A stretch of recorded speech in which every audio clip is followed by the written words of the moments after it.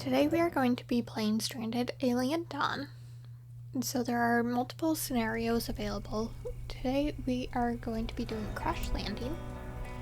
There's multiple maps we can choose from. I like to do random. That way I don't influence anything. So game difficulty we'll do medium. There are multiple seeds available which determine what resources are available as well as where you spawn on each map. I don't know the full list of them. There's some lists available online. I don't like to change it. I just like to see what happens. And then you can choose different rules. For me, I'm impatient, so I like to do the fast feet one. And then I also like to do random survivors, just to see what happens. So we start out crash landing. This is quite the beginning here of just things going completely haywire.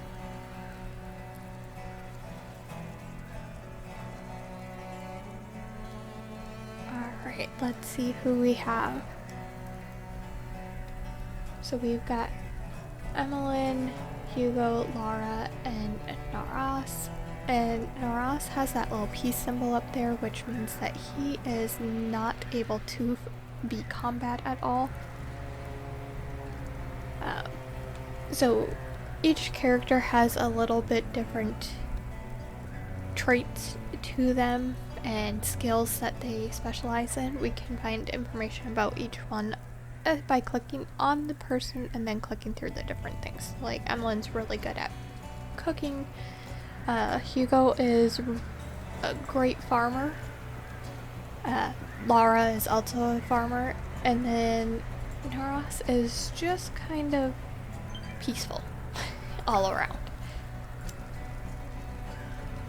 And then we can see the different skills that they have come to the planet with, that we start with as we go throughout the playthrough here. They'll grow their skills the more that they do something. So let's take a look around. We can see our spaceship that we crashed in. There's some different debris falling near us also from our spaceship. But then at the beginning here, the best thing we can do is start to observe different items. So these would be plants, resources around. It's great to observe these because what they'll do is they'll unlock them to be used and growing. Different perks will come from observing them. So we're just gonna scroll around. Go ahead and find all the different things and just assign them to be observed.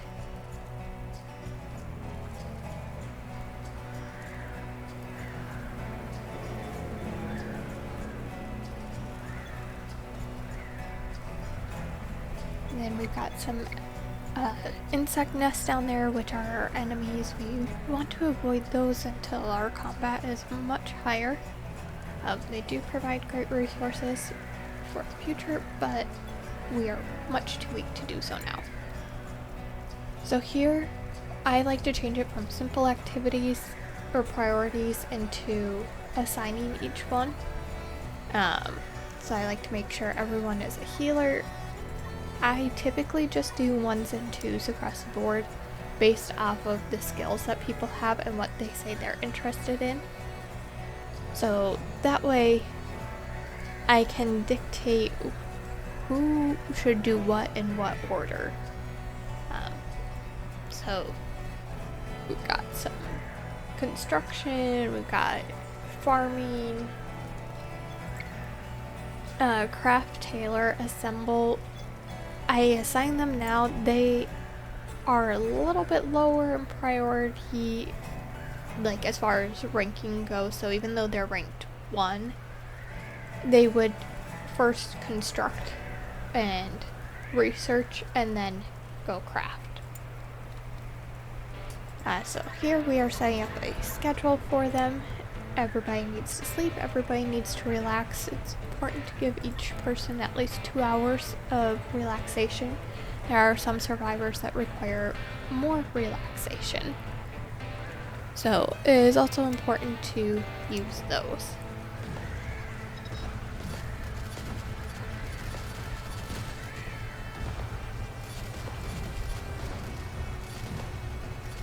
Alright, so here we are going to start building our temporary shelter. So we gotta put some place down for us to sleep at night here. We don't have enough for sticks, so we are just going to use a scrap metal shelter on this map here.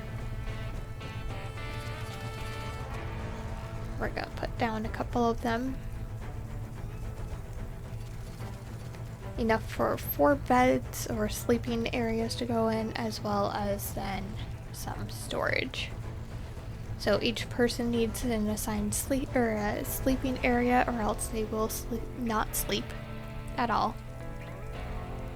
And then in this area, I just like to do the stockpile. It's just the place for us to store our resources, so that way they are not as exposed to the elements. They would be classified as under roof in this area. So in here we are building a research desk. That's how we unlock new technology. Don't have enough for a campfire yet. Thankfully, at this point, we'll be able to survive through the night. We'll get cold, but will not be deathly cold. And they're just gonna go ahead and build that stuff. And then they'll be eating along the way. They will automatically eat when they get hungry, so you don't have to tell them that. And so then we start with the research. I always start with a lightning rod, and then construction basics, metal refinement, and then I like to do spaceship construction as well for our launching points. A lightning rod prevent you from being struck by lightning. Construction basics are how we will be building our house. Metal refinement allows us to turn metal or ore into metal that is also needed for a lot of things, and then spaceship deconstruction allows us to actually get rid of the spaceship material near us. So now that we've observed some of the different plants in the area, we can now start farming. So that is what those fields are there.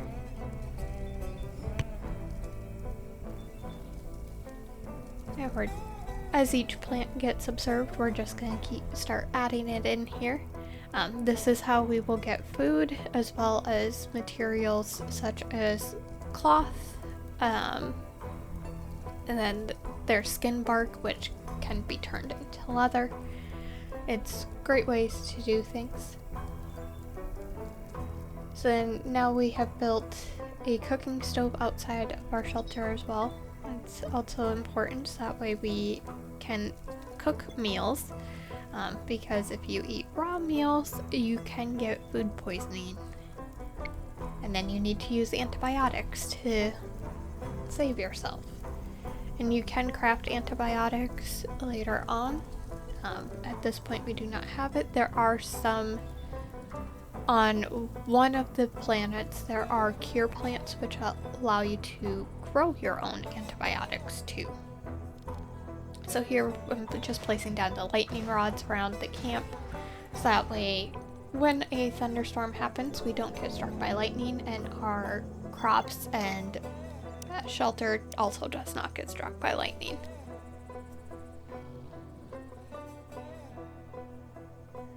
And here we can see the different meal options. And then I've also built a drying rack right next to the stove there, so that way as you butcher meat from actual animals, you put the meat there. That will dry the meat, and then you also put their hide there, and they'll turn it into leather as well. So now I've added antibiotic productions and then tailoring to it. So here I've got Simon, who just wandered into camp. This happens on occasion. Other times you have to find them throughout by exploration. This time Simon just wandered in. So he has some unique skills as well. So I'm turning off, allowing him to eat raw food and doing the same to everyone else.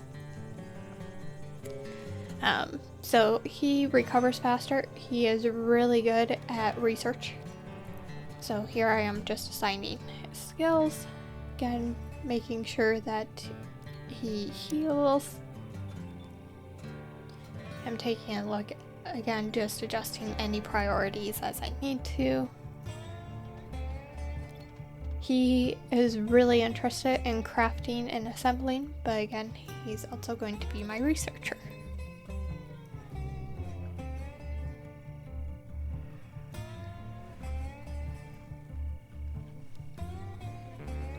So we unlocked construction basics, but my issue is none of my survivors have a high enough construction skill. So to help with that, I just construct and deconstruct a whole bunch of graves until we get to that where they have the necessary skill. So as we go along here, our base will be attacked by the local wildlife. So we have our first set of aggressive animals. To defeat them, I am drafting everyone who can fight. They all have weapons. And sending them off by where the enemies are. And we are battling away.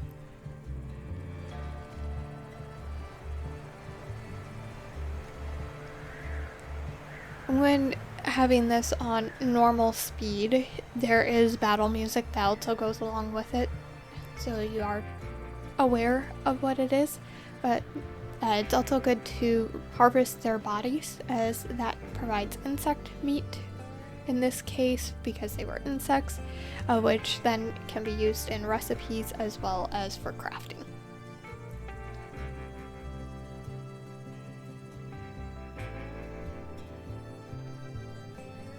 So we're getting our forages set.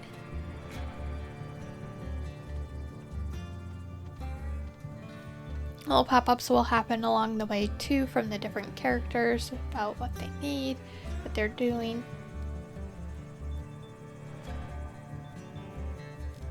Different events that happen.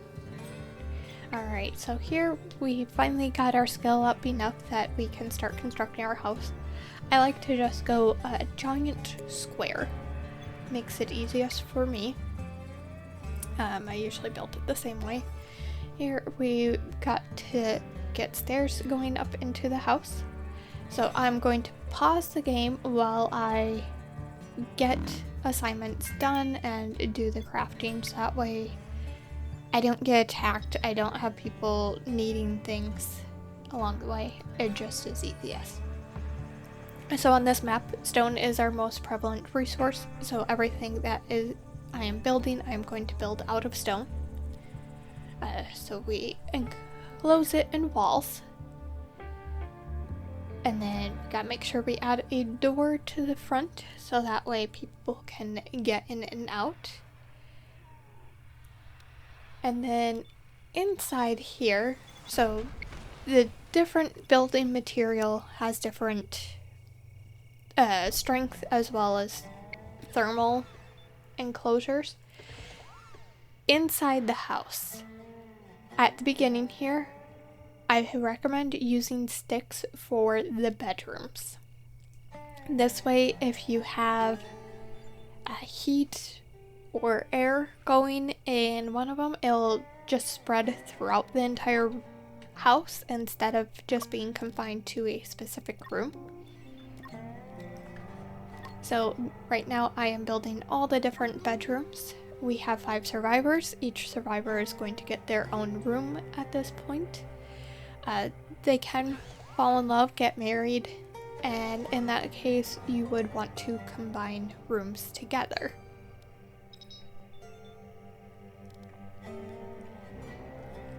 And of course, make sure we are adding doors to each room. But the nice thing about this game is you get to play around with how you want to design your own house. So now that we've built 5 bedrooms, so we have here, so that's what each of those are, we are going to go ahead and add what I call the freezer. So you can unlock actual fridges and freezers in this game, but their space is a little bit limited and they take up a lot of room. What I found is the best, you build an actual enclosed space with the highest thermal blocker you can.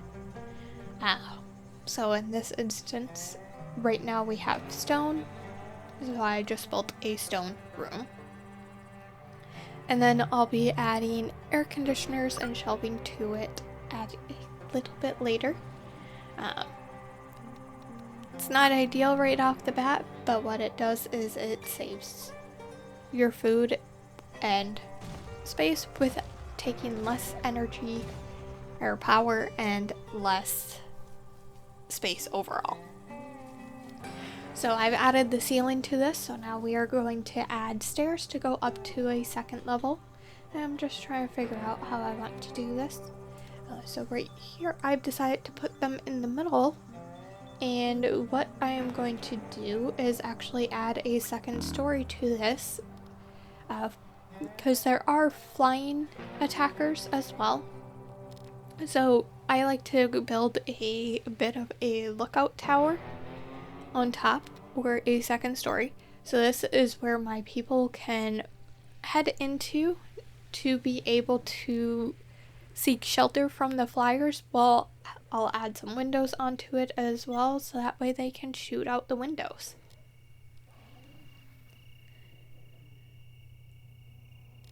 It is a little bit hard at times to see where you're connecting to, but it all works out in the end.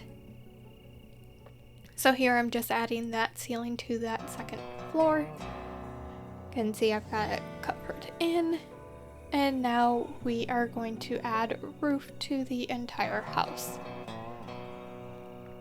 So one thing that I should have taken note of at this point, but I didn't, is that by adding that roof, it did change those side walls. So a couple of them are now within the house itself and not looking exterior. And that'll come into play here in just a bit when I start adding in the windows. I'll explain which windows were in a sense ineffective at this point. So this window here is actually going to open up into the house. And this one as well. These two are going to still be exterior windows. These ones are also going to open up into the house, and that one and that one is an exterior one as well. So these are the 2 interior ones. I actually canceled these windows a little bit later on.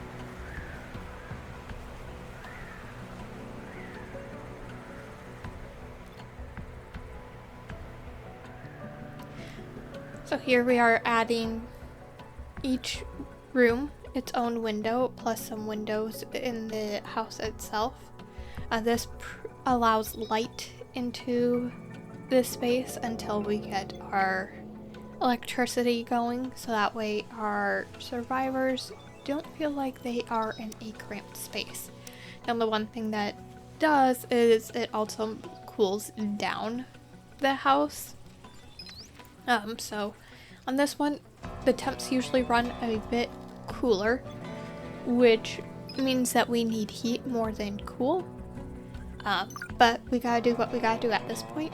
So here we are giving each survivor a bed, but I didn't want it to be cloth beds, so I am having them go harvest skin bark so I can make skin bark beds instead, because I'm going to need the cloth that we do have for the floor covers here.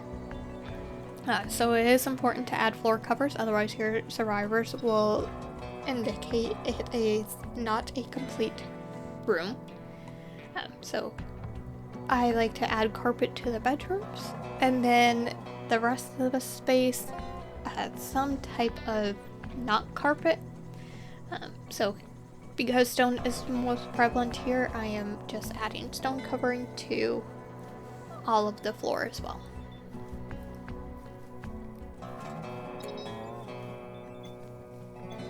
And we're going to go upstairs and do the same.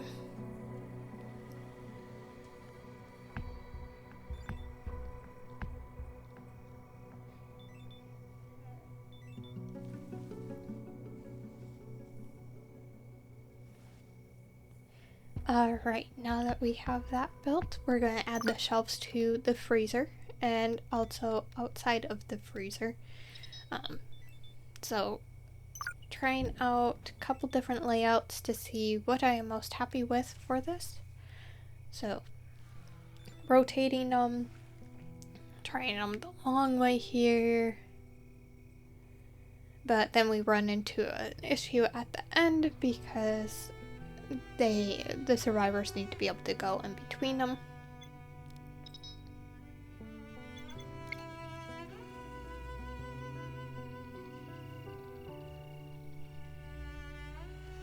So canceling that construction and that construction as well.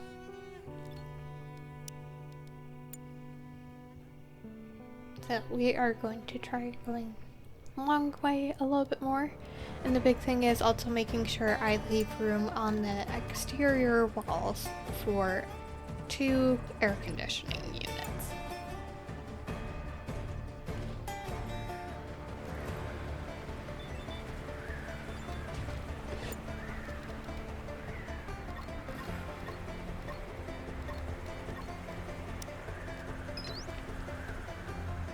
And I'm trying to see if I can sneak another shelf in here, and it is actually letting me, so in it goes. Now this is going to give a cramped room detractor and also a freezing detractor every time we go into it, but thankfully it's just used for storage, so it's not a big deal. Here I like to add wardrobes, so that is where weapons as well as equipment is going to go. It keeps things a little bit tidier. Adding in a dartboard so that way the survivors get some entertainment. They do need leisure time, so that way it helps them keep in brighter spirits. Adding in the table here, so they do like to sit down to eat. So I make sure I have at least enough chairs for each person. They don't often eat meals together, but when they do, I want to make sure every single person can sit. Adding in an armchair as well. Some people like to just sit for relaxing, much like actual human beings do. So at this point, I don't have much for heating and lighting. So we'll come back to those, but I am making sure to add in more lightning rods at this point to ensure that our base is sufficiently protected from lightning. So now that we have that done, it is going to take quite a while for us to gather the resources needed. It is going to be a ton of everything, especially stone. It does tell you how short of materials you are, but as they collect them, they will add them in. And here I've now added in the beds for our people to be able to sleep on, but they do not have them built yet. And as they go, they're just going to, as I assigned Hugo to mine, that's allowing Naras and Laura to build. Emmeline is going to continue to focus on cooking, and then Simon is going to focus on researching and cutting.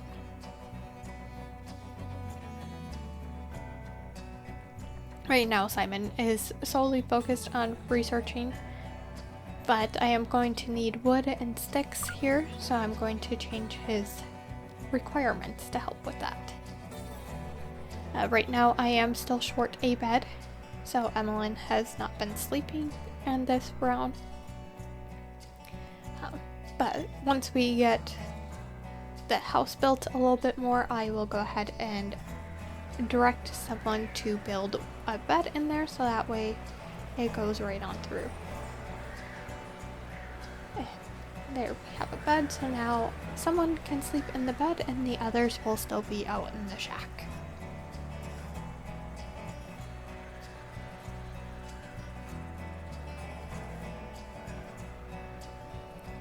And we get attacked again, so we gotta go defend ourselves. There are a variety of different animals in this game, so there are dogs that you can tame. The dogs do require meat in order to eat, or carnivore. If you do not have it, they will start attacking all your things, including you. There are, to me they look like velociraptors in this one. They also are meat eaters. Then there are items that, or animals that look like camels.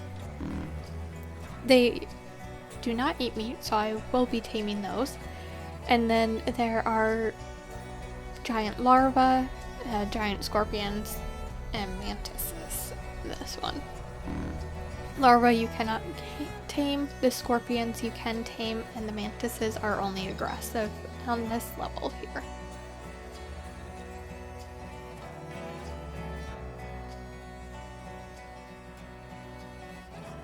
So I've added some shelving interior there as well, so that way as we collect different resources, it can be added in. I'll go chop down trees. I've also built or moved the research station inside, as well as built a workbench. The workbench is where we will be crafting things like fuel, bandages, different weapons. It's a whole bunch of variety of different resources get crafted there. It is a necessity to have.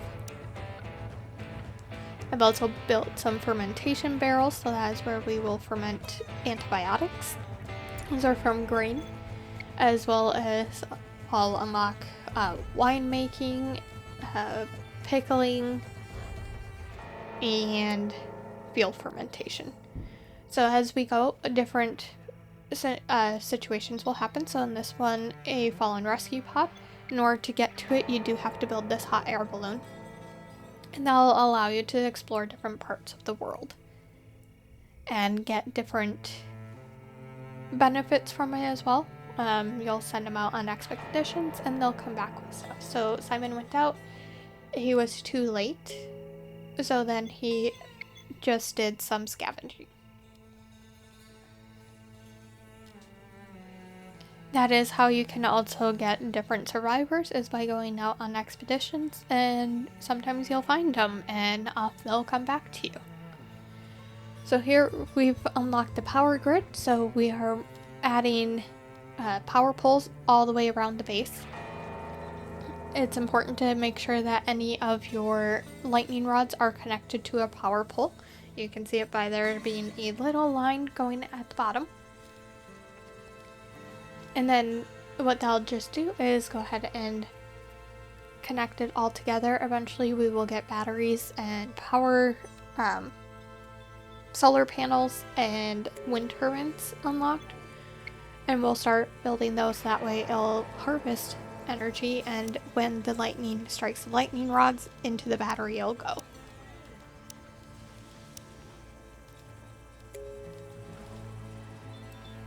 So I've also unlocked flamethrowers at this point. They will not come into play until we grow the base a little bit more.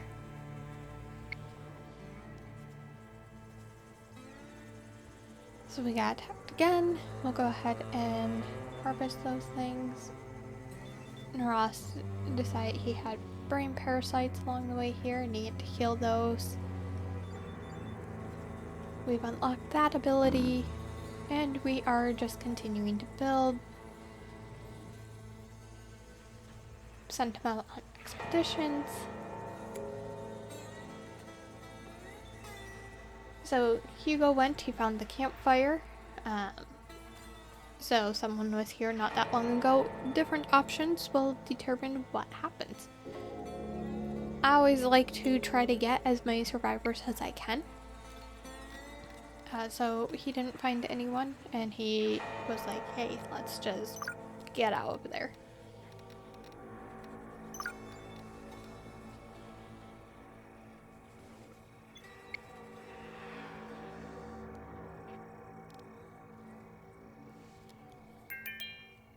We are getting closer to finally having our base built.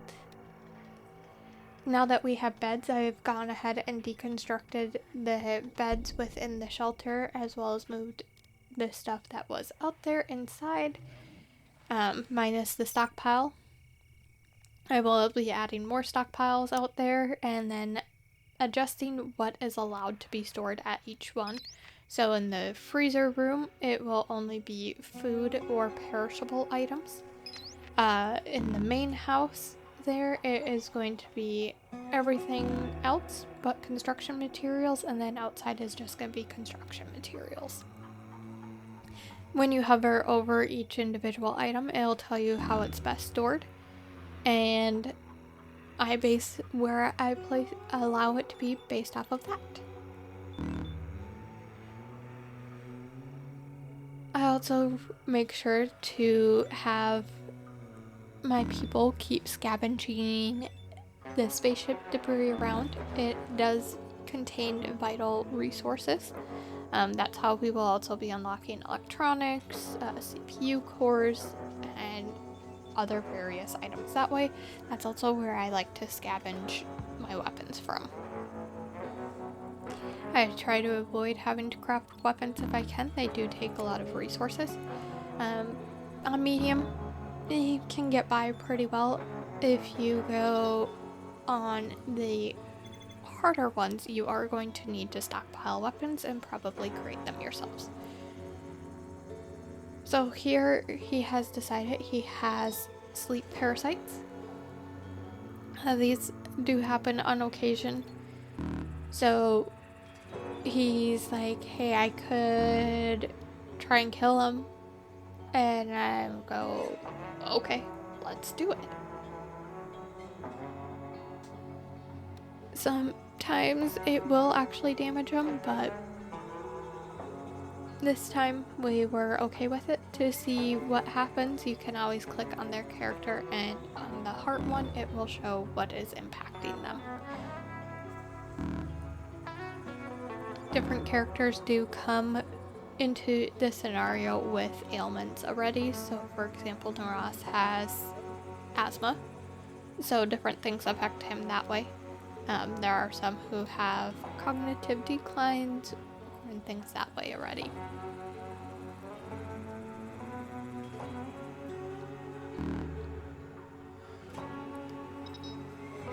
So our expedition this time is a cargo pod. That can also give different resources and allow you to find different things. Here I am checking around to see where enemies are. So this options that he had, we can do some scavenging right now, and that would not allow the cargo pod to be there in the future, or we can put it out to allow additional scavenging.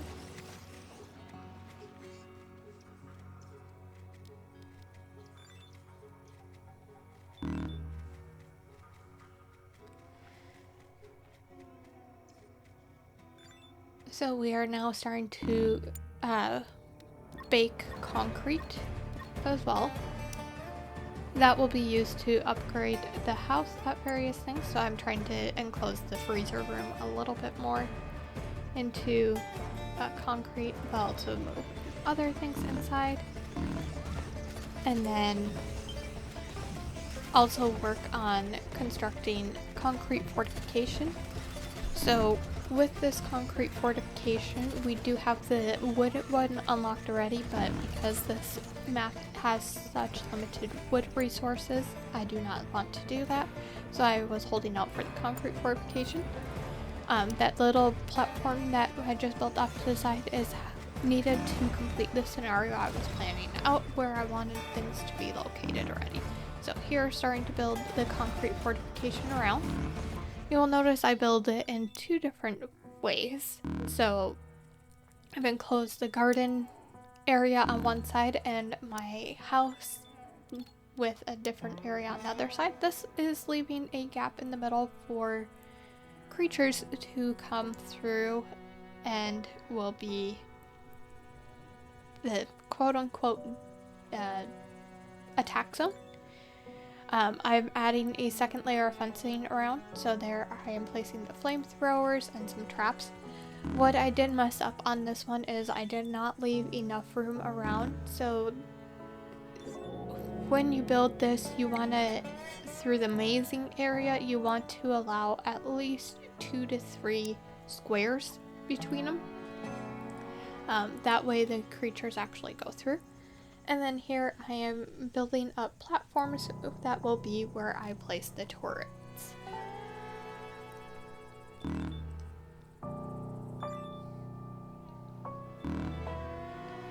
So as we bake the concrete here, we will be slowly adding that in and slowly crafting our base.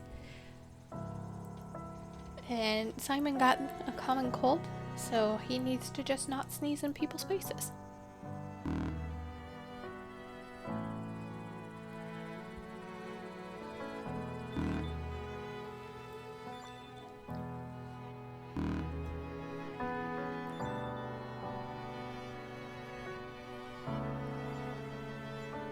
We saw some thick smoke.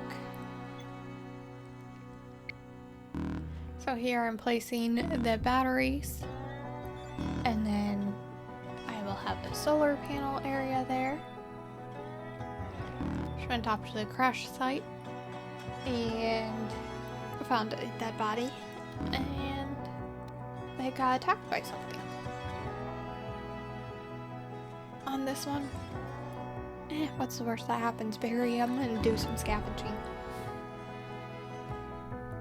The game does auto-save every single day, so if you do mess up, you can always reload and try again.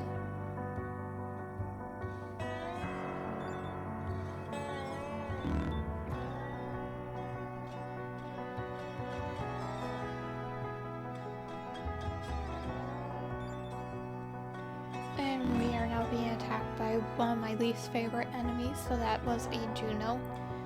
They are very strong and have claws that slash. So Emmeline, with her being an exquisite cook, she also has the ability to create interesting meals. One of them is monster spaghetti. So this is going to be one of the chef's meals, which gives the best perk we can to our survivors. So she will go ahead and start crafting this monster spaghetti now as soon as we assign it. I do not have the 2 electric stoves going yet because we do not have electricity. Here I am backing out some of the battery builds, so they're still there, but they're on pause right now to allow the survivors to focus more on the solar panels first with the electronics, because we are short on electronics. That way they can get some electricity going, and the batteries will then come later instead of having all these batteries built and nothing powering them.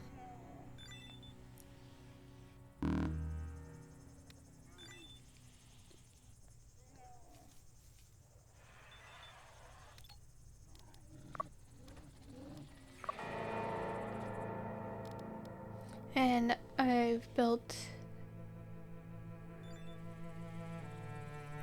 some additional things going along here. So now that I've got solar panels built, I've resumed building the batteries.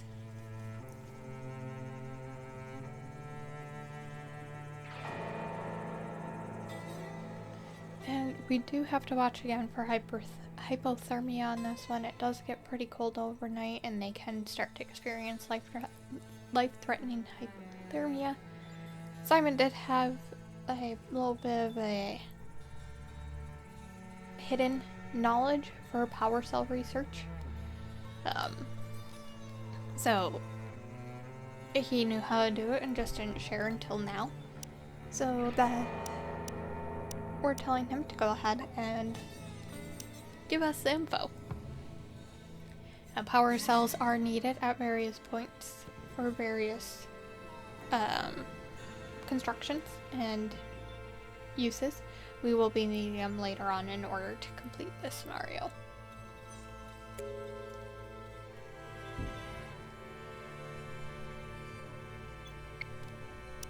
We can also have solar eclipses and solar flares. I have unlocked solar flare shielding, which instead of it rendering anything with the CPU unusable, it makes them take double energy, but then solar panels also produce double energy, so it kind of negates itself. As solar eclipses make all solar panels completely unusable.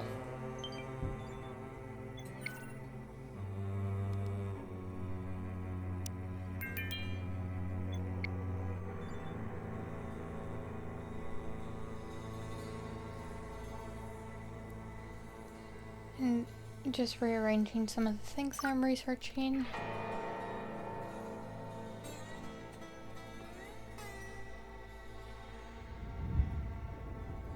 We've got a security signal that popped up, so those usually have great armor and great weapons in them.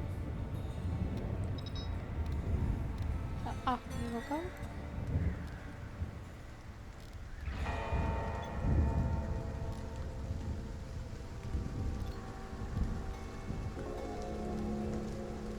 So he found a laser pistol and armor.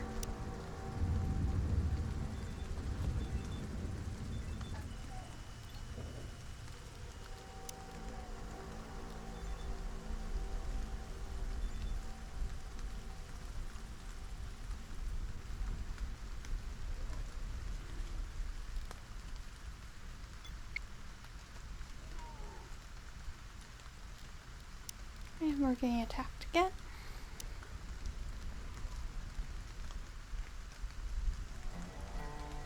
So here I've actually got 3 stoves going. So one I've 100% dedicated it to chef's meals, the other one to, I forget what it's called, it's the intermediate meals, and then the other one is simple meals. And the reason I have them split out that way, so the chef's meals take a bit to cook without a person being attached to them. So here we've hit New Year's Eve, so at the end of the year they will go ahead and celebrate if you let them. So chef's meals take a little bit without someone doing it. The intermediate meals also do that. So Emmeline will start on one stove, get that going to a certain point, it'll finish up on its own. While it's finishing up on its own, she will go to a different one, to the other stove, and do that. So she'll just bounce back and forth, and here we are celebrating that new year.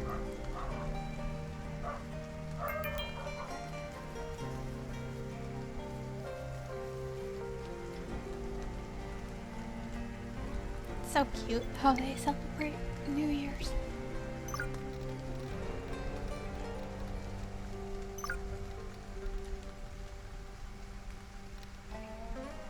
Lauren now has a cold or pneumonia. Pneumonia just takes antibiotics to heal, so it's always important to have those going on. I like to keep a stockpile of 50 antibiotics, 50 bandages, and then 50 healing balm. That ensures no matter what type of ailment they get, they can heal themselves. So now that we've made it this far into the game, we now have a peculiar crash site available. It just says there is something peculiar. So in order to get there, we need to have unlocked enough, like, electricity, long distance travel, and then have enough of it built for us to trigger on. But they're going to go off and explore that a little bit later. That is how we continue on triggering things, but before I go do that, I want to get more of my fortification built. That is my number one priority, so they are going to continue to just keep building for that. Here we've got a thunderstorm happening, so this is why I have the lightning rods up, so that way it takes all the thunder or all the lightning to that. Hunger pests I usually don't worry about too much. They can eat your crops, but I've got enough things built around. I've got the exterior fence that they are pretty well protected, and then if they do try to get in, they are being taken care of.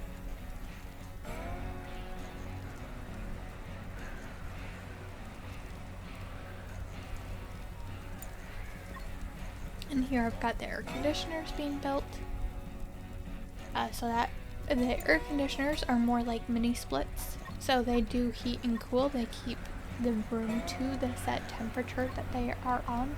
Or mini splits being the ductless ACs.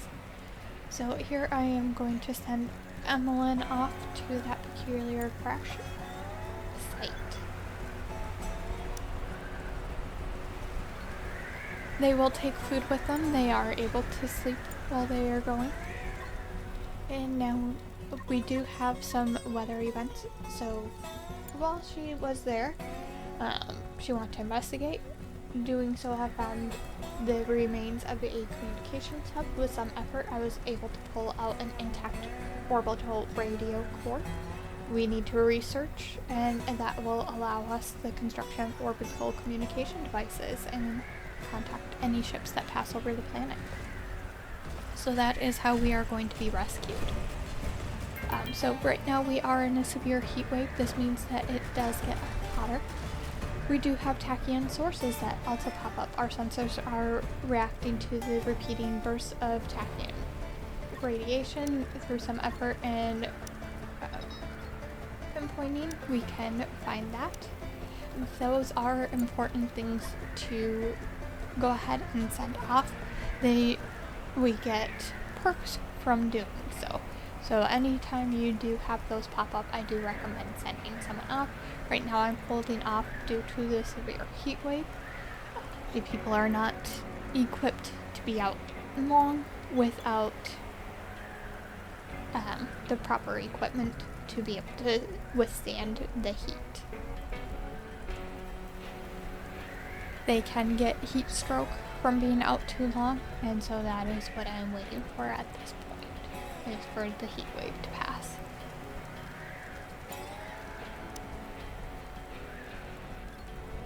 As we go along here, you will see AI cores becoming available.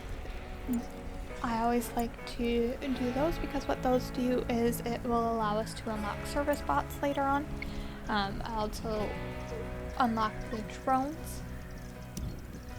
The drones are where we can go ahead and they will do delivery for us.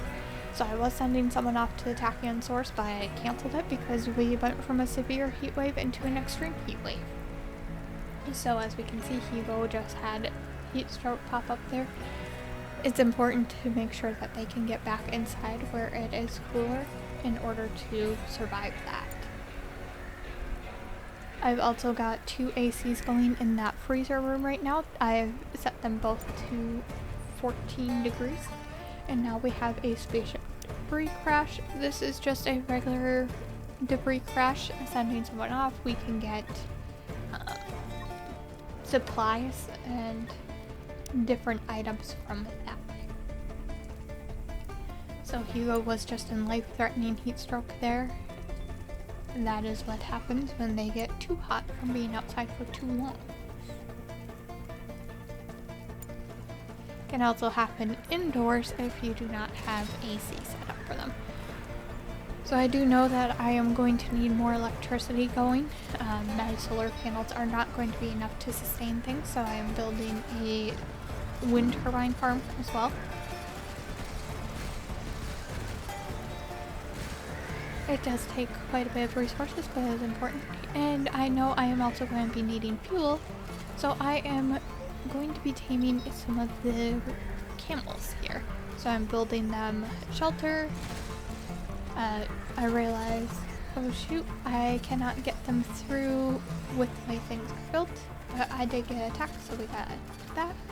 So they have tamed them. Now I've got to lead them back, but doing so is not going to be possible, so I've got to remove some of the fence and allow them in through the side gate there. And then I will build that fence back up once the camels are through. No, they're not actual camels, but that is what they look like, so that is what they will be called. So now they're both in, so now I will go ahead and build that. I did get a male and a female, and they will start breeding on their own. So I just have to make sure that they have sufficient food. You build food troughs, and then you determine what goes in them. These are herbivores, so I only have that.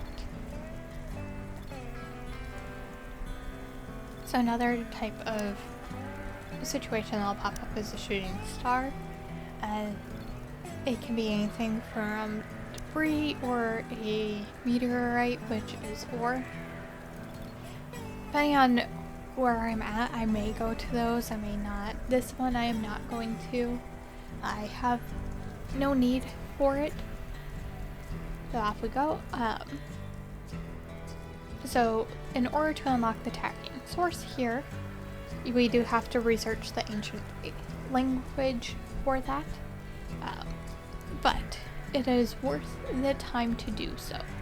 It does take 5 days time to research, or a max of 5 days time. That time does decrease based off of how many people you have researching and their research skill. So on this one here, it will take a little bit less than that. But yes, back to the meteorite ones. I don't have the urgent need for ore. Some places you cannot find it, or other spaceship debris, which is what you need to make the metal. I don't have the need for it, so I just let be. So here we got to see some of the base coming together and the creatures wandering into the attack zone in the middle there.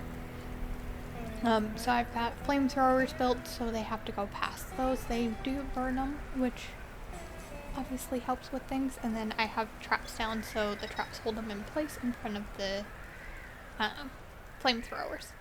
So here I am working on making that freezer room into concrete structure instead of stone structure. Concrete is more thermal insulating, which means that it will stay cooler much better than what it currently is, and which will then actually build it down to the 14 degrees Fahrenheit and keep it frozen.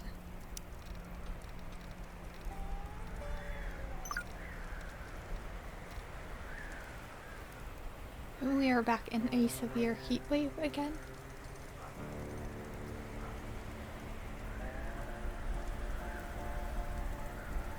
And we had another cargo pod crash.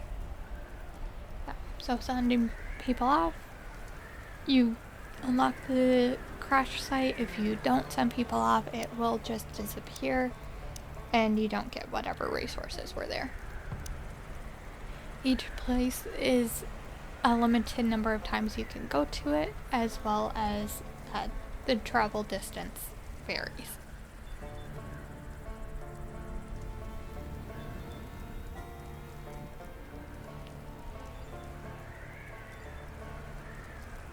And then each time we do get attacked, they do damage some of our structures, so I always repair the structure following the attack as we can.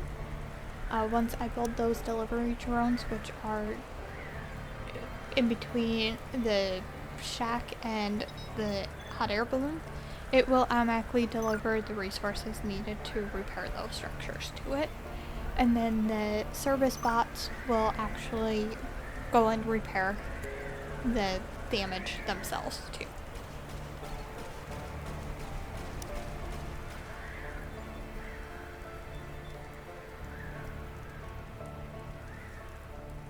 I've got electric furnaces going now too. Those replace the actual furnaces.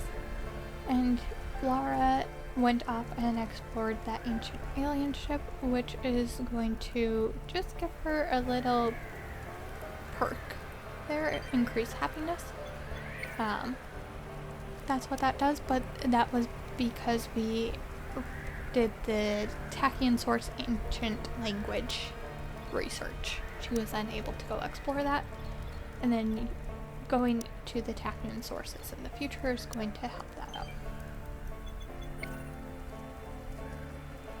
But we are getting there on building our fortification. So I have an assembly station which is going to allow us to build electronics, AI cores, CPU cores, and power cells. It can also allow you to build weapons. There we got Tachyon source going.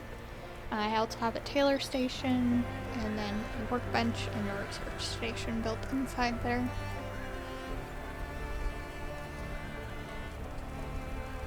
So this is one of the outcomes of the Tachyon source.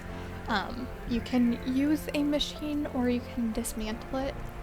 On these ones I do recommend dismantling it, unless the person you sent is like the obtuse, which prevents them from researching at all, and you want that.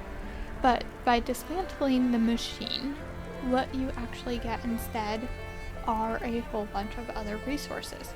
So you can see I got 2 CPU cores, 25 metal, and 10 electronics from this.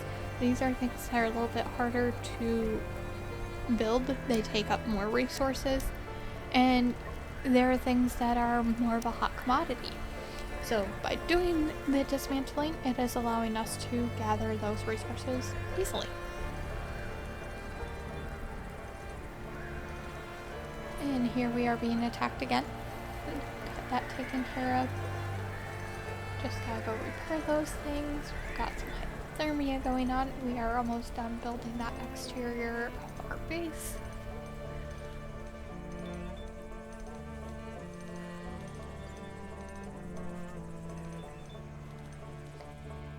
And I do like to do the nanotube printing, and this one, part of my seed, was the component printing,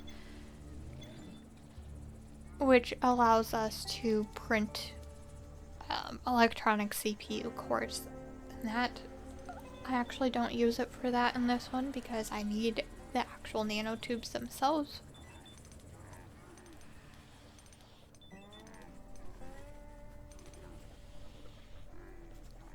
And we are so close to being done with that exterior base. I also make sure I send my crew out to salvage and scavenge all the spaceships around, as that will allow us to get the better materials. Here I'm placing the turrets, putting them up high enough so to allow them to shoot over the walls, and then steps leading up to it for my people to be able to access them.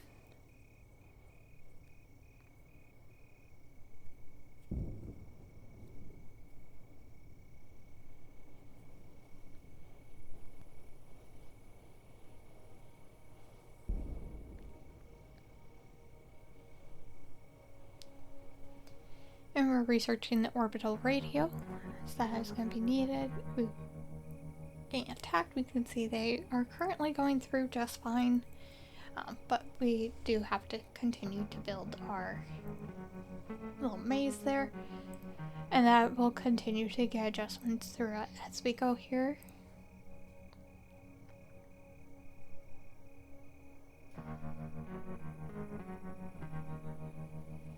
So these are flak cannons. They will take care of flying attackers once they are built.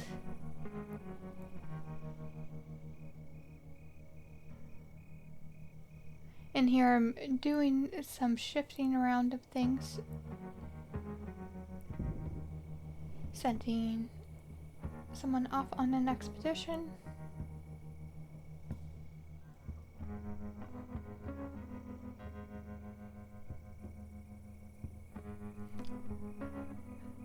Just gained scrap metal is all on this one. It's always worth sending people off. You never know what they'll find. Sometimes they'll find CPU cores, electronics, metal, food, equipment, weapons. But at a minimum, they do come back with scrap metal, which is always useful as well. So here I'm adjusting, getting some metal as well as some concrete going, just to make sure I have it continuously running. Hugo and Laura are off in the farm. We do have toxic ash going along, so if they do spend too much time outside, they can come down with blood poisoning, which does take antibiotics to heal them.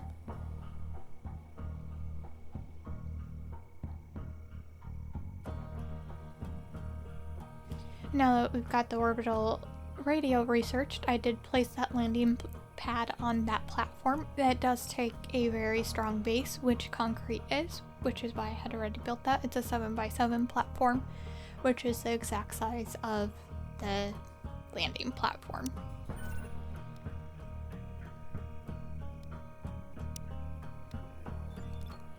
And then inside there I have placed the actual orbital radio itself. I have not placed the satellites yet at this time.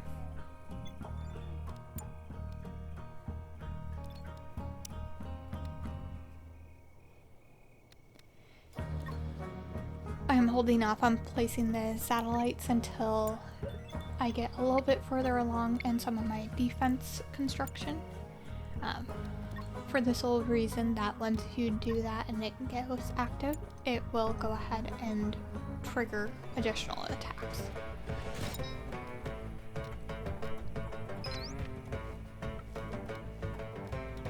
So another thing of the tachyon source is it will, instead of giving you a machine to dismantle, it will give you different skills that you can increase. And so for this one, it's construction, crafting, cooking, or farming. And at this point, crafting is the most important thing of those for me to have Simon learn. Because once our construction is pretty well finalized, we will be focusing heavily on crafting.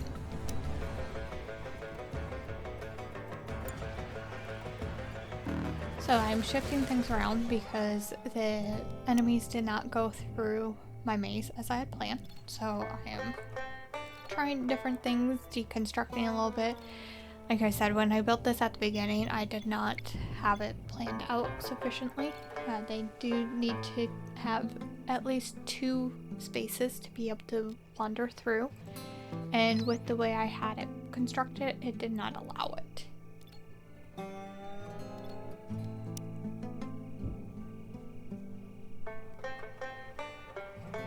Again, we do have hungry pests. I'm not worried about that. And it is saying no, so we have no queued research. At this time, I have everything researched that I need to research. I just need people to craft. So that is why Simon is heavily focused on crafting and assembling.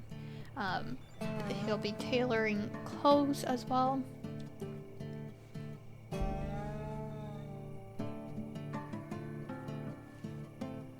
And there I was just double checking to make sure there's nothing else I wanted to research.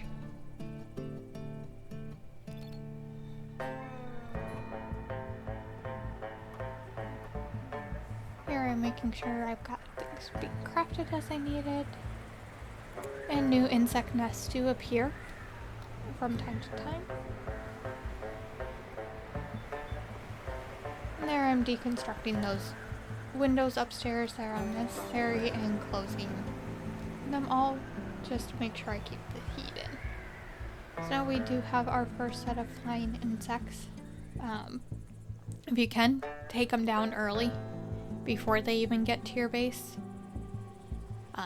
You can There's a bit where they're aggressive and not attacking. If you can take them down during the aggressive and just a few at a time, it is so much easier than when they are in full-blown attack mode and they are swarming you and you will die.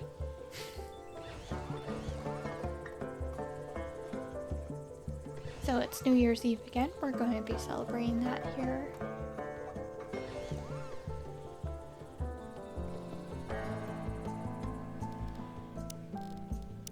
Devices do malfunction over time, so they, as with normal things, they do deteriorate in time, so you do have to repair them.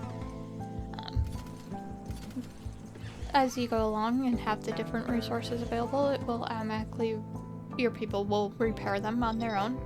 If you don't have the resources, they will just stay as malfunctioning until you do.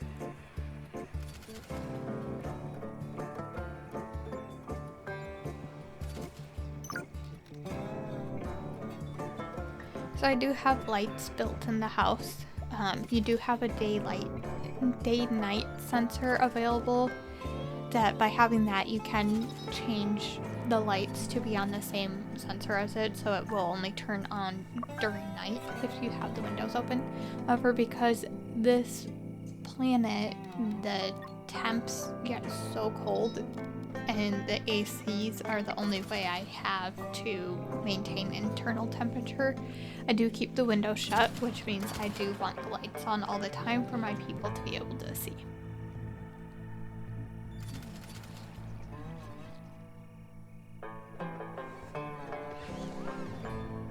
And here we are getting attacked again. So we are taking them down. They did destroy some structures, so I gotta repair those and rebuild them. And then I do harvest the bodies as I can. Again, the insect meat from them is very beneficial. This one I do have fuel fermentation, so by throwing in some insect meat into my fermentation barrels, it does allow us to get fuel from it.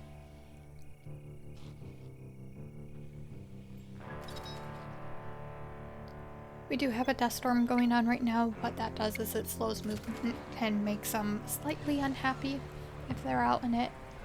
I don't really care about this one, so I still make them do what they would normally be doing. So we can see Emmeline over there just bouncing back and forth between the two stoves that I have currently. I did get rid of the wood burning one. It's not needed now that I have two electric ones.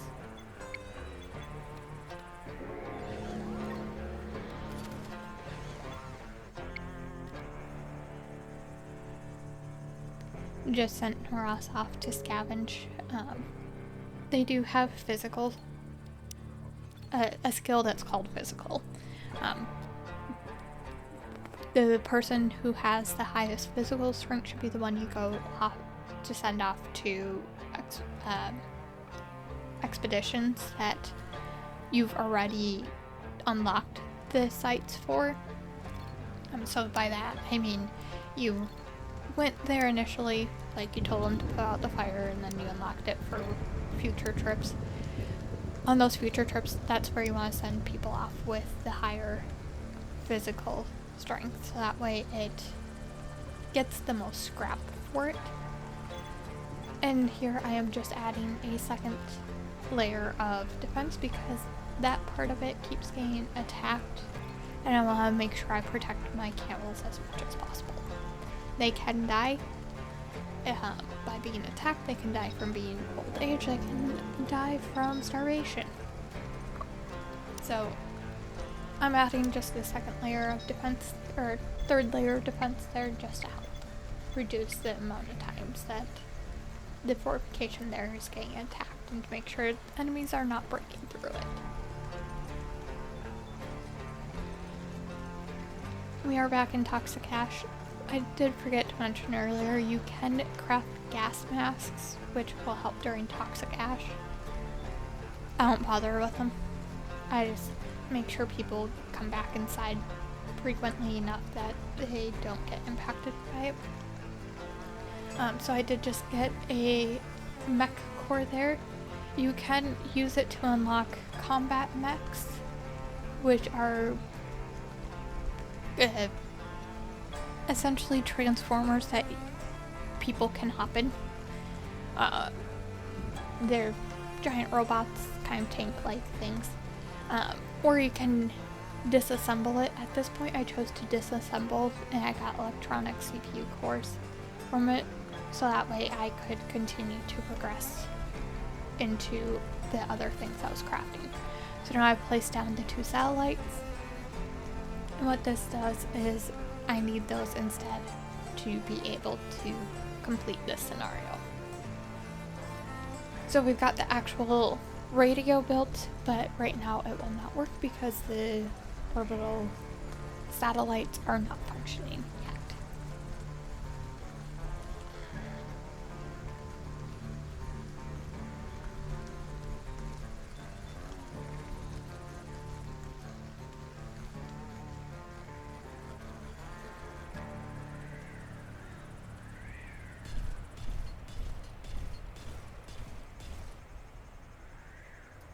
And their weapons are starting to lose functionality, so I just want to double check to make sure everybody still had a weapon that was sufficient enough, and if not, replace it with one that we already have. We're doing just fine still.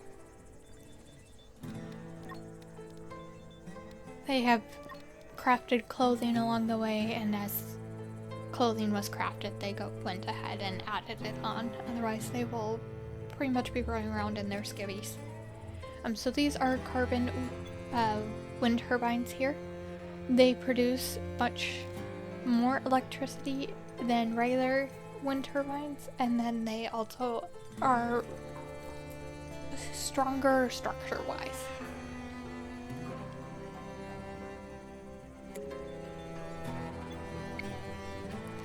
And so once we get all of the orbital radio things built, they do take a lot of electricity, so I always highly recommend making sure you have enough electricity going that it will power them and not cancel out. And with that, I've also gained the surgical bed there. What that is it's a hammock healing place. And I'm checking around for different insect nests because the scorpion ones there, if you destroy or mine their nests there, it will give you carbon nanotubes, which are needed for those carbon wind turbines, as well as additional things in the future. So I'm also doing carbon fortification and carbon rooms and that. And now that I've got enough other things, I did opt to research into the mix.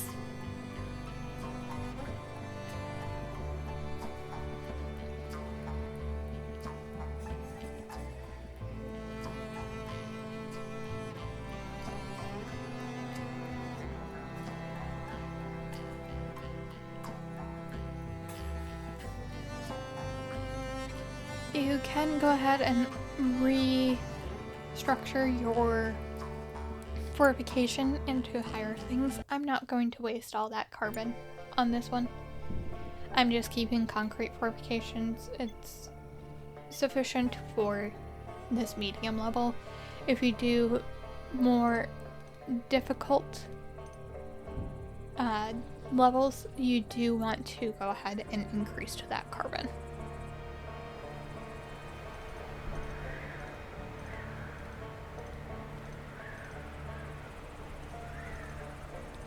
There you can see I was losing power quite frequently. I've got my drones built, which are automatically delivering things.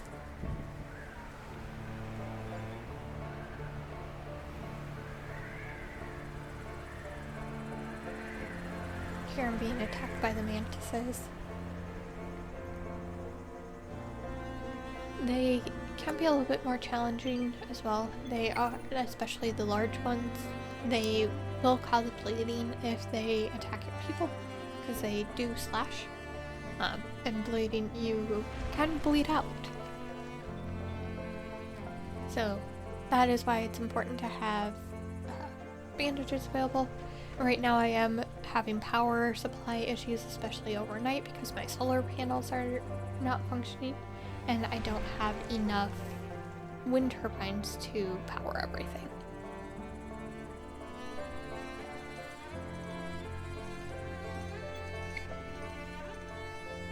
I just had more or less learned crafting from Tachyon Source as well.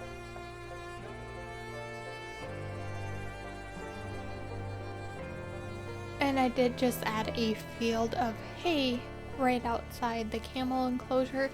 If for some reason we run completely out of hay, they will go and automatically eat that field. So I did construct a light mech there.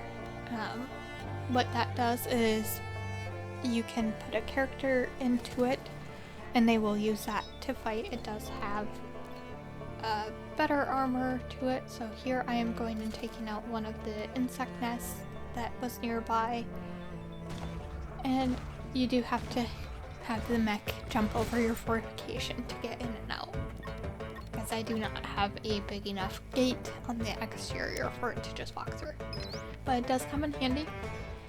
It is high enough that it can shoot over gates and fences and fortification, so it's a great thing to have. Since I had enough other materials this time, I opted to just build the mech.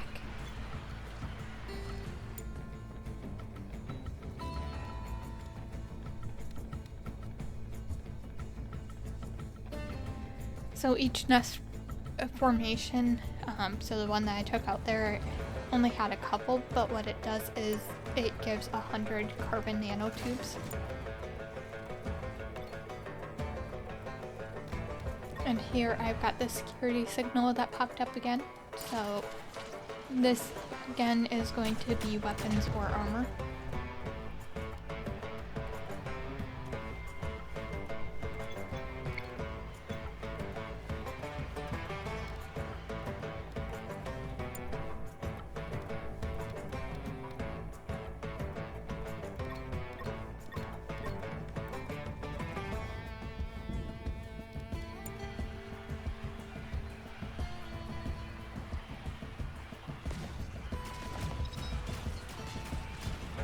So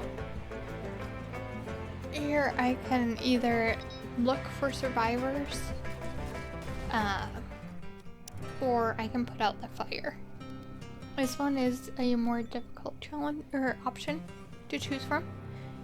Like I said, my gut is to always search for survivors versus putting out the fires, but putting out the fires would allow additional resources to be scavenged in the future, especially from the security signal one, as it said it was an armory.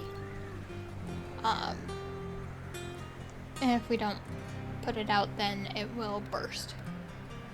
So it's having to choose between guns and people.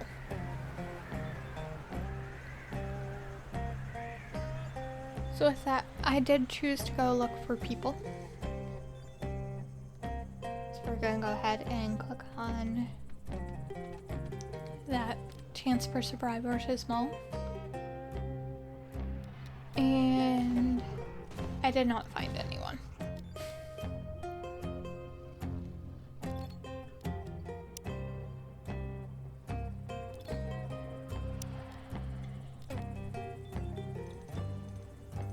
As I've gone along, they did find some armor as well, so various survivors have put on different armor throughout. Medium, it's not huge, really important. Harder difficulty, you definitely want to make sure you have that armor on everybody who is in combat.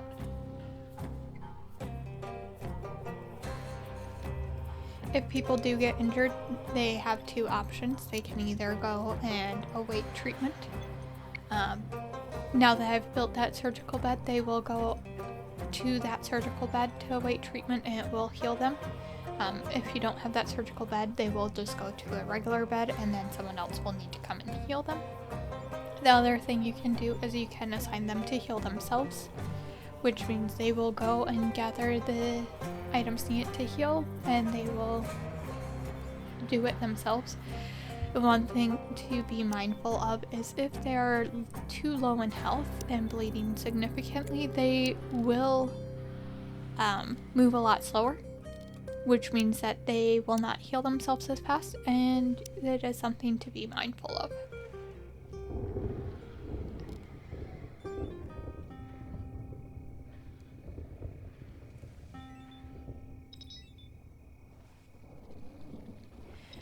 So with the flak cannons, I did build a power switch inside the house that only controls all the flak cannons. So I turn it on and off as I get attacked. That way they don't constantly take up power. Whereas the regular turrets, I have motion sensors hooked up to them. So as the motion sensors detect different enemies nearby, it will automatically trigger the turrets to turn on and off. I have done it before too, where I had power switches for those, but to me it's just a little bit easier to have the motion sensors for those ones.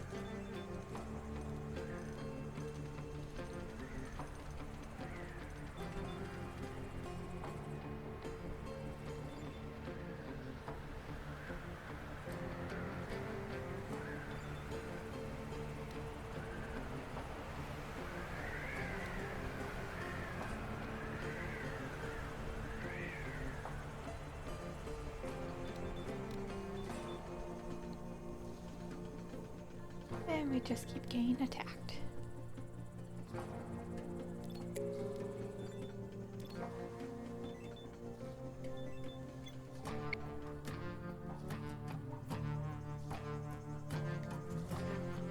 Here I'm starting to reconstruct the house into concrete. The reason I'm doing this is to get solar roofs, you need to have a very strong base to it. So concrete is one of the things that it will allow. But now that we have both satellites functioning, we will have anomalous animal behavior. So we will have creatures that are normally docile come and attack. So here we go. We start getting attacked by the things that I say look like velociraptors. They're up at the top of the screen right now because, again, this did not... I didn't get the layout correct, so they do tend to just go attack the north and the south. If I had thought about this a little bit better, I would have flipped the building of the house and had the building of the base and had the openings for the attack zone up at the top there and at the bottom.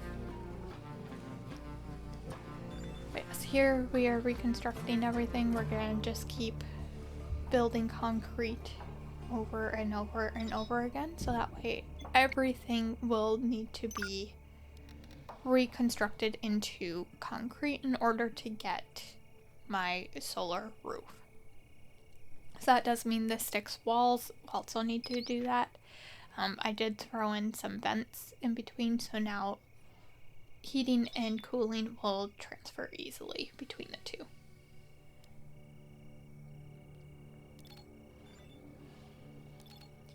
And we do have spaceships now that will fly over. They will do a variety of different things. So that one I got to choose to get some CPU cores. Those will come in handy to allow us to craft additional items. And this is also how we get out. So they did have a rescue pod. Emmeline thinks she's going to be the one to stay behind and hold on to the end. Yeah, she is not going to be. So the base just needs to last. We need to have one survivor. Each rescue pod will be available for 24 hours. you have to be a little bit strategic about who you want to remain behind. So on this one, I am actually going to have Noras be my initial person to depart. The reason I'm choosing him, he is not able to participate in combat at all. He is kind of my weakest link at this point because everybody else can fight, and in order to hold on and fight to the end, you need to be able to fight. So I'm waiting for him to get back from his expedition. Here he goes, and off I send him. He will leave behind his weapon, but he does take any other equipment he had with him, so any armor he was wearing or other clothing, that is going with him. I did just add a second research station there. I am trying to get the service bots researched a little bit faster, so I have Laura now helping with that.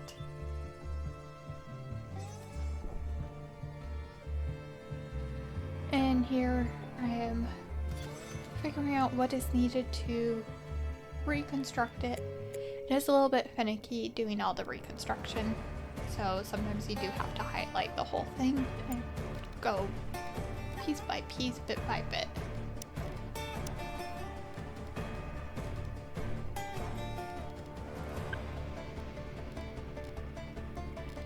But I do like the solar roofs on this. They don't get, they don't lose health as things go on, integrity. As time goes on, they will just stay as is. And they produce solar power. So it is pretty convenient that way.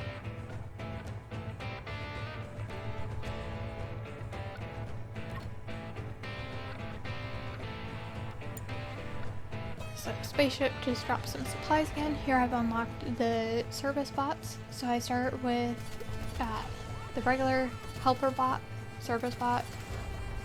That one will cook, deliver, heal, repair. It will not craft actual items. You have to do all that, but it does a lot of the other more tedious things. The other one that is being built up there, it'll also handle all the things. So right now I have it where it is just going to keep those furnaces going non-stop, which is going to allow me to get that reconstruction done a lot faster. Pairing those with the drones, so the service bot is just going to keep replenishing the furnaces, and then the drones are going to be delivering it. The other one is the harvest bot, so that one will scavenge, cut, and harvest and plant.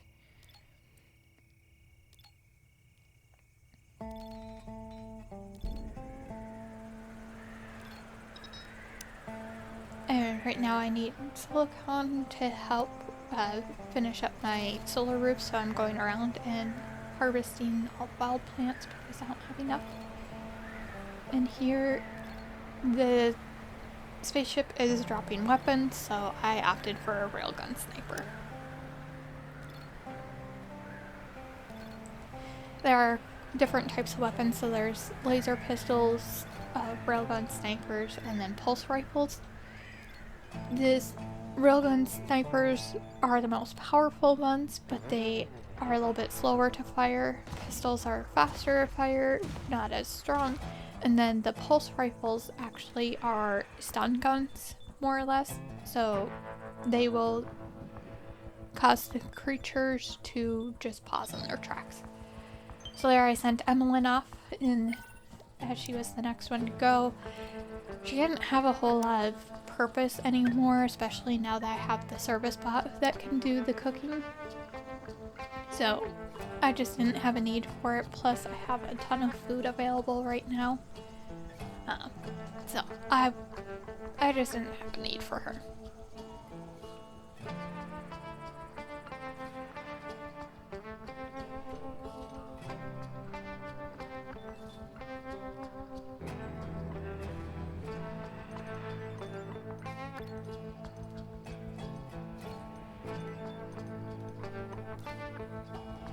we are running low on fuel, so I just built a second workbench.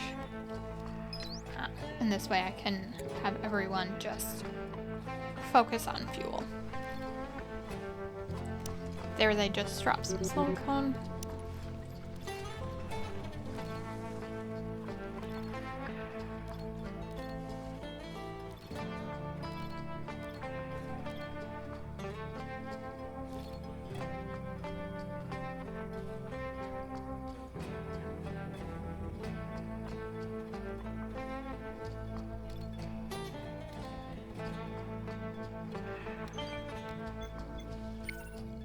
Even though we're in an extreme heat wave right now, I did send Hugo off because it was staying cool enough, especially going overnight. That is when most of the traveling is.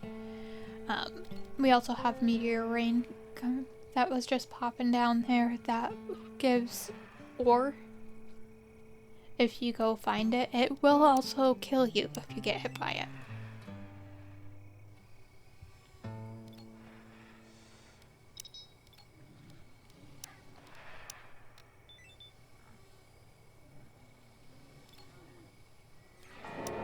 So I do have insufficient storage space right now. I just have too much stuff, really. So I'm trying to get people to craft a little bit more, use up some of the stuff. I also didn't quite have the stuff in the freezer set up right. I accidentally allowed things in there that shouldn't have been allowed. So I did just change those up, and then the drones moved it to where it needed to be, which allowed a little bit more space, but again, I still have too much. So now I've actually started running out of things to do, so Hugo is just idling.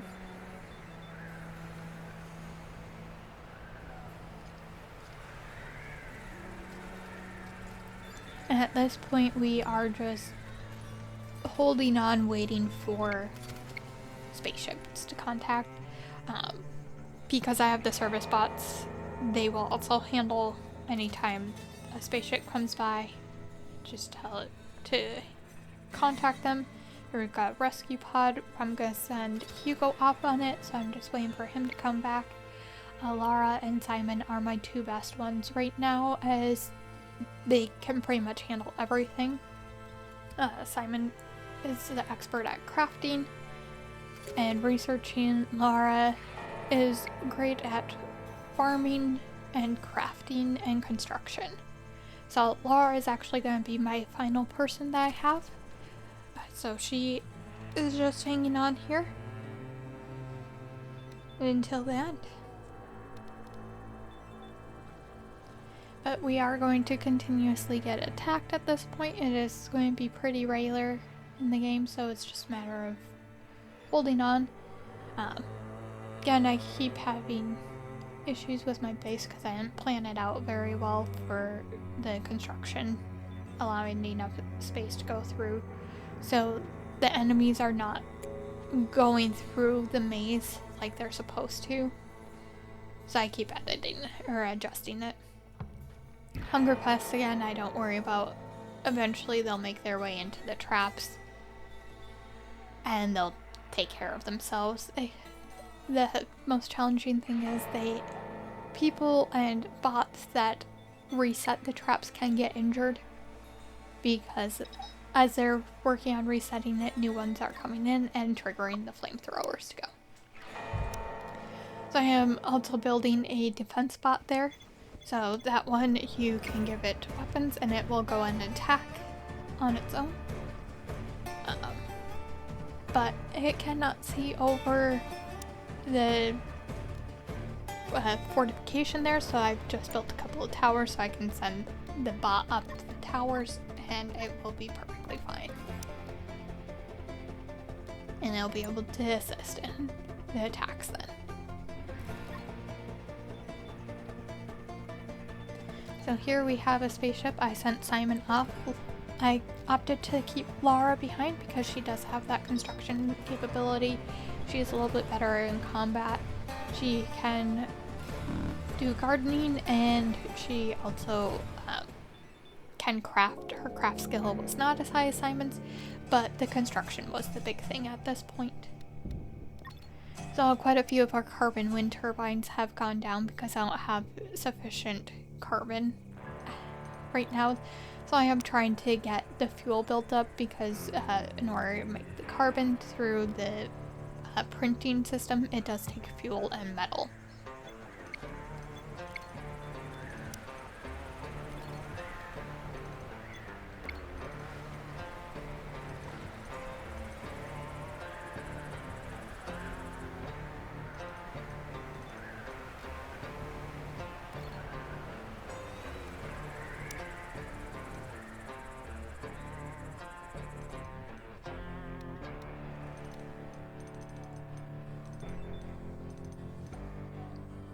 So we are just holding on, waiting for spaceships to pass over, hopefully drop a rescue pod. But in the meantime, I will continue to restructure things, get attacked, hang out.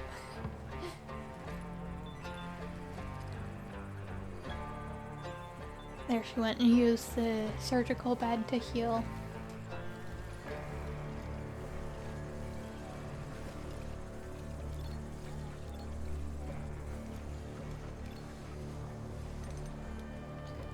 And there is a burning cruise vessel. So, just to help waste time, I sent her off. And she's gonna look for survivors, and we actually found Annette. So, we did just extend the game. So, Annette has been found. She is not a very good endgame survivor, let's put it that way. So if I had her at the beginning here, she would have been one of the first ones to go.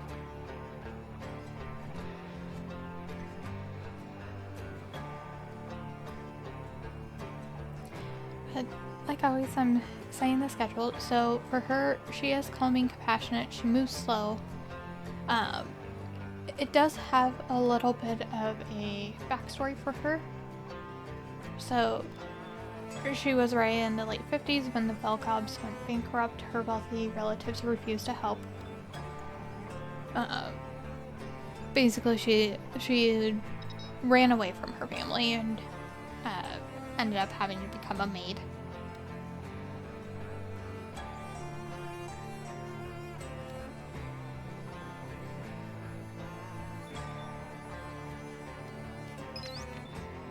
Each character does have their own backstory. It is a little bit interesting to read about them, because it does set the scene for how they got there and where they're coming from. So there is a rescue pod. But one thing that we noticed there was both Laura and Annette have the same last name. So Laura led an easy life until a family business went bankrupt. Neck deep in debt, they got scattered throughout farming worlds to work. And we can go and see she is actually the daughter of Annette. So mom and daughter both ended up being here, so Laura did end up rescuing her own mom, and off her mom goes, leaving Laura behind. There are different relationships between different characters. Some of them are pre-established. Husband, wife, cousins, granddaughter, or grandson, grandmother, mother, daughter. I'm trying to think what else there is. I think that's about it. And then you develop relationships throughout. My characters in this round did not develop any relationships. They were actually all pretty minimal throughout. But you can develop relationships where they get married. You can't have kids. That is not an option. But you can get married. You can become enemies with people too. It's pretty funny. Interesting to see how things work out.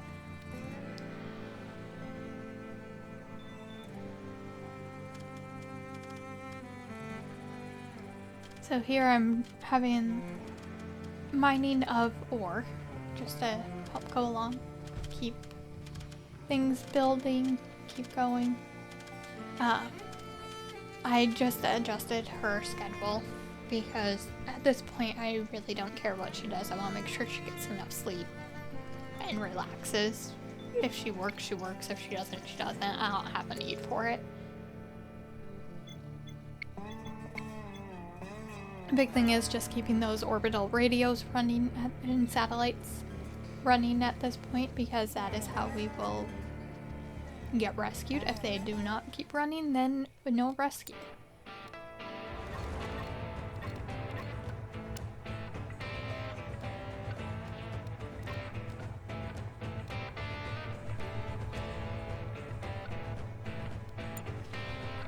And finally, we have the last rescue pod coming down. So she is going to go ahead and board.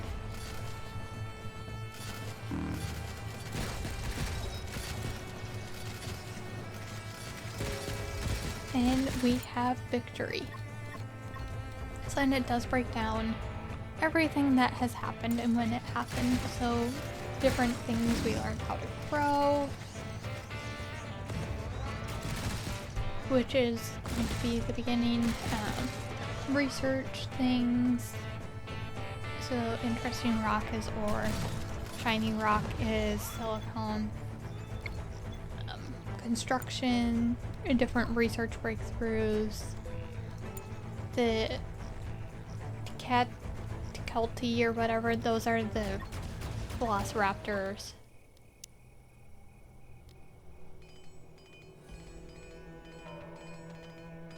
And that tells us, you know, we harvested things, how many of them we've harvested, if somebody got their favorite meal, how many times they got to eat it. We discovered winemaking, how many times we made veggie stew.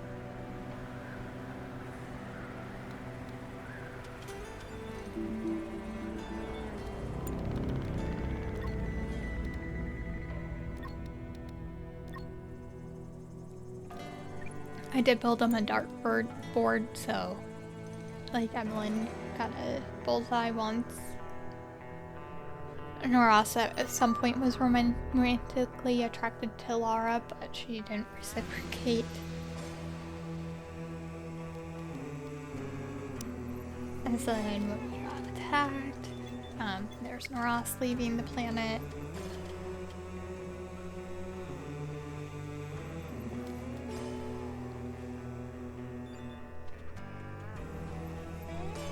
Emmeline leaving.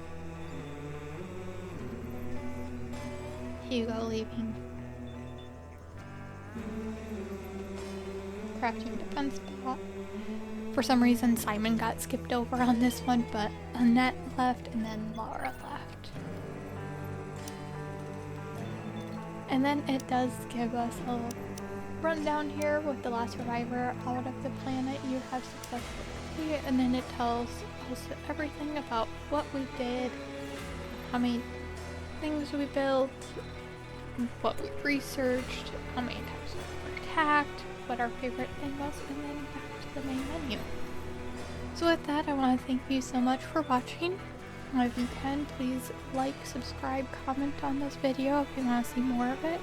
I hope you have a great rest of your day.